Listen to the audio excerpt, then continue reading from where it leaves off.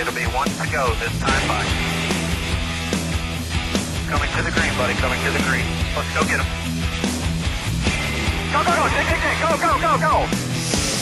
Get your motor running. Head out on the highway.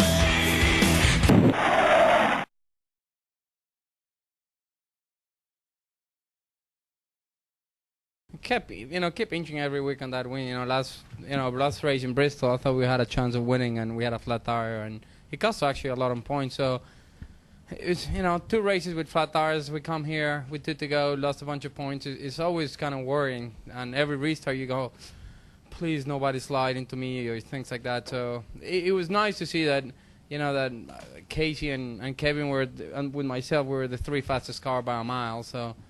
It was like, no, it took once you got in line after the first corner, you knew you were fine. I thought I had a shot, but that 9 car in the last run, he was incredibly fast. Our cars have run fairly well for the last 7 or 8 weeks. We just wind up wrecked or something stupid happening for the last little while, and it seems like everything that's been happening has just kind of piled on, and any momentum is in a good direction is a positive thing for us. It lets us know that we do remember how to race, just overcome a lot of things and hopefully keep it going.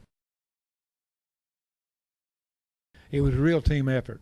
Like I was telling him that he ran pretty good and backed up a little bit and all that stuff. The pit crew kept putting him out in front, so it put pressure on him to have to run that much harder, to prove that, hey, I'm doing my job and y'all doing y'all's job. So I think they complemented each other.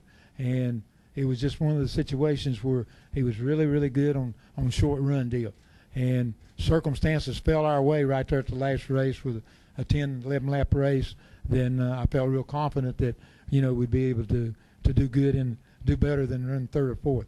And it proved out right. So, no matter how you run or how good you run or how bad, circumstances beyond anybody's control. Circumstances fell our way on that last caution flag and put us in a position for the pit crew to do their job and then the driver to do his job. Well, it was a long race, and it was a tough race for us. We started out pretty good, but got a little bit off there, and we had our travels kind of wrong. And we had to make an adjustment there and give up some track position to get that a little bit better, and luckily that worked for us. But once we did that, then our car balance was wrong, so we had to kind of work the other way on the balance of the car. We made a lot of adjustments trying to tighten the car up and finally got it better. But, it was just really, really fast on a short run. And like Casey said, it would fall off a little bit too much, a little bit more than the other couple good guys on the long run. But I knew about 3/4 of the way through, I thought, if this comes down to a short run at the end, we might have a chance if we can just stay up here close. And sure enough, that's exactly what happened. So just unbelievable night. To see the crowd that was here tonight and be at Atlanta Motor Speedway on Labor Day weekend, you have good weather. There was so many people just during driver intros. The crowd was excited. They were yelling and things, and it was great to see. Since I've been racing in the Cup Series, I haven't seen a crowd like that. To have a race like we had tonight as a team, to step up like we did, and gain the positions. It's so close for, I don't know if it's been 2 months or 8 weeks, 6 weeks or 4 weeks. I don't know what it's been, but it has been a while where the points have been so close from 6th to 14th, 15th, 16th, and so yeah, we were able to move up a lot tonight, which is pretty awesome. But something could happen early in the race at Richmond. You could lose a lot, and we just need to go in that race the same way we came into this one, the same way we went into Bristol, the same way we went into the race before Bristol, and just keep working hard and communicating and doing things to make our car race good on Saturday night. And that's key. If you can race and pass and run side by side, then hopefully we'll be in good shape.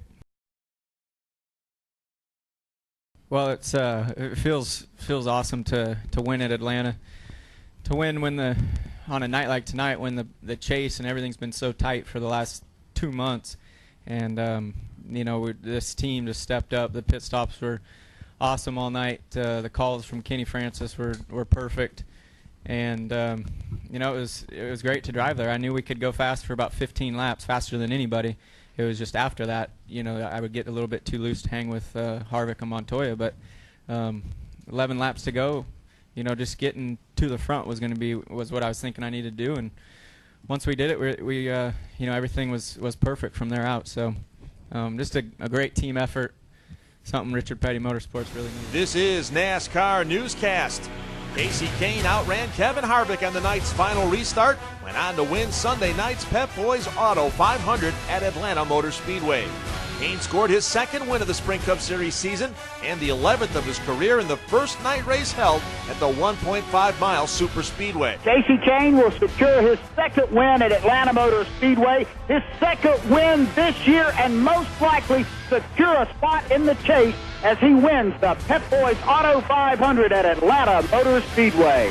Kevin Harvick winds up the runner-up, Juan Pablo Montoya third, David Ruderman fourth, Mark Martin in the fifth position. It feels awesome to win at Atlanta.